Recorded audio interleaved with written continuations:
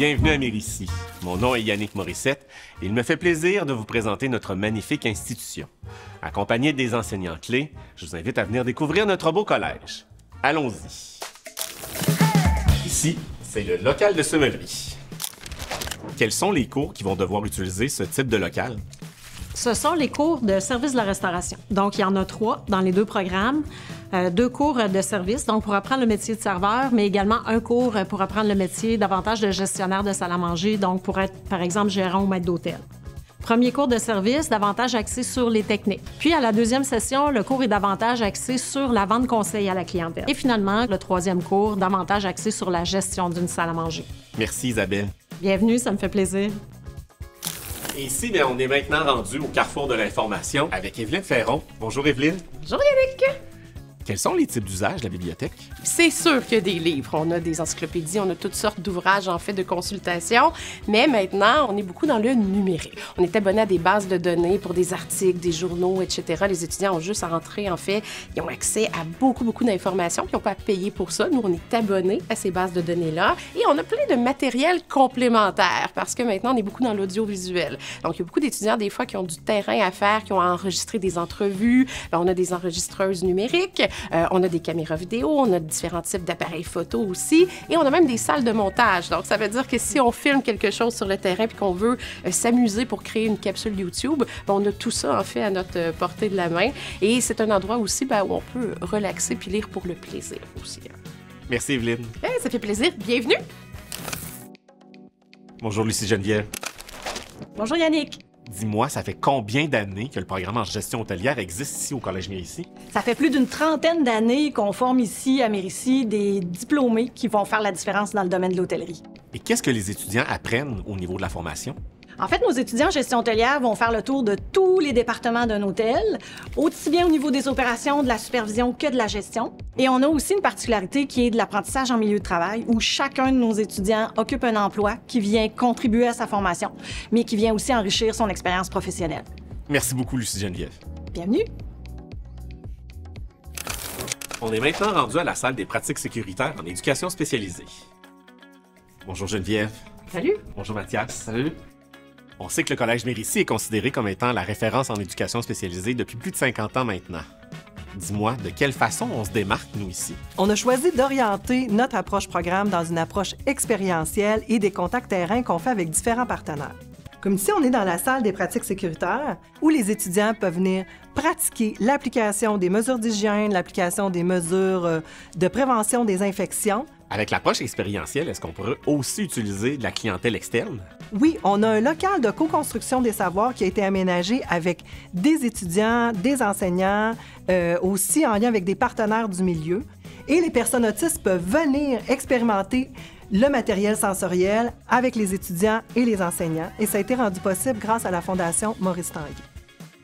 Toi, de ton côté, Mathias, en tant qu'étudiant, est-ce que tu peux nous exprimer, en fait, de quelle façon on a pu te faire vivre l'approche expérientielle? Dans plusieurs de nos cours, on utilise la salle miroir. C'est une salle qui est munie d'une fenêtre sans teint. Ça permet de faire des interventions avec soit des comédiens ou d'autres élèves. Puis pendant que l'intervention se fait, tout le reste de la classe peut observer pour ensuite revenir en grand groupe, tout avec l'enseignante qui donne des conseils. Merci à vous deux. Ça fait plaisir. Et nous, on continue. Florence, je te retrouve ici au service de l'organisation scolaire. Quels sont les services d'accompagnement qu'on propose à nos étudiants? On retrouve les services d'orientation, les services adaptés, on retrouve le soutien psychosocial et le soutien à la réussite. Si l'étudiant se pose des questions par rapport à son parcours, la suite de ses études, s'il souhaite aller à l'université, ainsi que s'il y a besoin aussi de soutien pour se trouver un emploi, faire des démarches, avoir un bon CV, il peut aller voir la conseillère d'orientation. Si l'étudiant vit des émotions et qu'il ne souhaite pas les vivre dans le corridor, à ce moment-là, on a un local d'apaisement dans lequel nous sommes présentement. Ils peuvent rencontrer un intervenant ou il peut aussi décider d'utiliser ses propres stratégies pour pouvoir retourner à ses classes par la suite. Tout se retrouve à l'organisation scolaire. Merci beaucoup, Florence. Ça m'a fait plaisir. Juste à côté du service de l'organisation scolaire et du soutien à la réussite, se trouve le Café Le Globe. Un petit endroit sympathique où est-ce que tu vas pouvoir venir manger, chiller, étudier, jouer à des jeux de société, prendre un café. Enfin, on va se le dire, ça va probablement devenir ta place préférée ici au collège. Salut Marc-André. Yannick. On se retrouve ici dans les laboratoires en orthèse-prothèse orthopédique. Au niveau des ateliers, qu'est-ce que ça permet comme type d'apprentissage à nos étudiants? Toutes les étapes pour la conception, la création d'un appareillage. Ça peut être soit une prothèse ou une orthèse. Qu'est-ce que permet l'expérience clinique à nos étudiants? Donc, le but de l'expérience avec une clinique, c'était de permettre aux étudiants de rencontrer des vrais patients, c'est-à-dire des patients qui ont des problèmes. Répondre à leurs besoins, créer un appareillage qui va être spécifique pour eux, livrer l'appareillage à la personne de façon à ce que l'appareillage réponde à ses besoins et que, ensuite de ça, le client puisse retourner faire ses activités et les loisirs associés. Merci beaucoup Marc-André. Ça fait plaisir. On se retrouve ici au Faubourg, l'endroit où tu vas venir socialiser avec tes comparses. Et tout ça sera accompagné par l'équipe de la vie étudiante.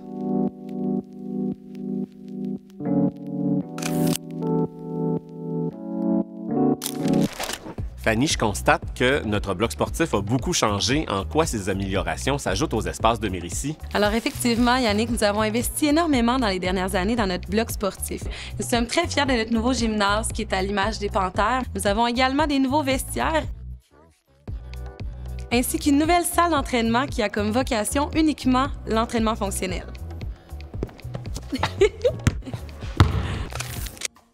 Isabelle, on te retrouve ici au restaurant Le Réfectoire. Qu'est-ce que ça permet au collège d'avoir un restaurant à même ses murs?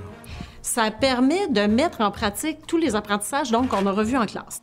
Et c'est un vrai restaurant ouvert au public, donc on sert 35 à 40 clients environ, mais sans avoir la pression de travailler dans un restaurant. Donc on a une vraie clientèle qui est ici, mais ça demeure quand même ma salle de classe, donc je supervise le service.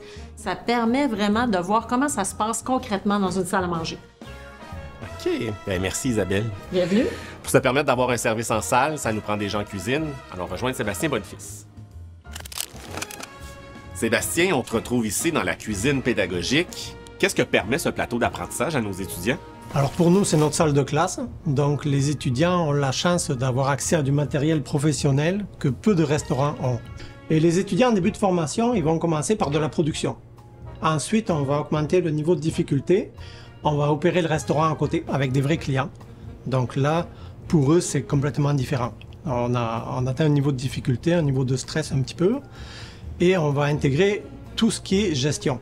Donc avec les commandes de matières premières, avec les prix de revient, combien il faut le vendre pour faire de l'argent, tout ce volet-là qui est vraiment super intéressant et qui fait la différence. Notre programme a été réfléchi pour former des futurs propriétaires, des gestionnaires. Donc, on passe par les ressources humaines, gestion matérielle, financière, la comptabilité. On passe partout. Merci beaucoup, Sébastien. Merci. Et maintenant, allons prendre notre envol avec le simulateur de vol Boeing 737. C'est un beau simulateur, ça, Roger? Effectivement, très beau simulateur. Ouais. Puis quel type d'expérimentation on va pouvoir faire vivre à l'aide du simulateur à nos étudiants? Bien, le simulateur de vol, il va servir dans les dernières phases du programme pilote de ligne. On a le travail d'équipage, la gestion d'un avion de ligne, les pannes moteurs, les urgences, la gestion du cockpit d'un avion de catégorie transport, là, ça va servir à ça. Bien, merci beaucoup. C'est-tu comme possible de se rendre à Cuba? Oui. OK, mais viens-t'en. OK.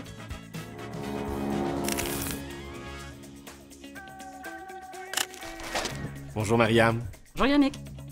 Alors ici, on est dans la salle des Ursulines du Collège Mérissi. Quelle est la fonction de la salle dans laquelle on se retrouve?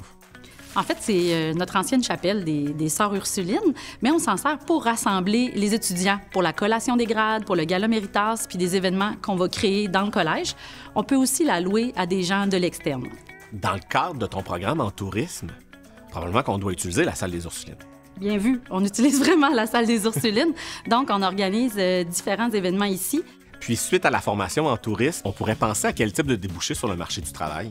Vraiment tout un paquet d'activités, tout ce qui est en lien avec le voyage. Ils peuvent travailler dans la vente, le marketing, les communications. Ils peuvent travailler dans les aéroports, les compagnies aériennes, les bateaux de croisière, les hôtels. Ils peuvent faire du développement touristique, de la promotion touristique. Donc, il y a vraiment toute une panoplie de métiers que nos étudiants peuvent pratiquer. Merci beaucoup, Mariam. Plaisir. Et nous, on poursuit vers les locaux de sciences de la nature. Anthony, je te retrouve dans un laboratoire. On va pouvoir faire quel type de travaux ici? Bien, c'est d'ici année que se font tous les laboratoires des cours de chimie et de biologie. Donc, on peut faire des expériences de mélanger des solutions, par exemple, à faire des dissections d'animaux. Puis, qu'est-ce qui nous distingue en sciences de la nature? Puis à Mérici, la force du programme, c'est vraiment le fait que puisqu'on a des petits groupes, il se crée rapidement une ambiance familiale.